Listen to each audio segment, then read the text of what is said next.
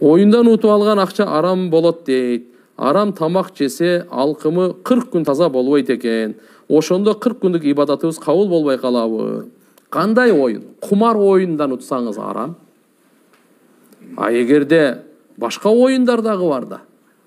Башка оюн. Мисалы волейбол оюну. Ким биринчи местаны ала турган болсо, ага 1 миллион сом. Көк бөрү ою. Президенттин мисалы ошол эмеси байгеси болду. Ким ошол көк бөрүдөн биринчи алса 1 миллион сом. Булар адал. Экинчиге 500 миң, мисалы адал. Оюндун эмеси караш керек да, сиздики кандай? А эгерде чындап эле, эгерде бир арам лукма өтсө, пайгамбарыбыздын хадиси бар. Аны 40 күнгө чейин ибадаты кабыл болбойт деген.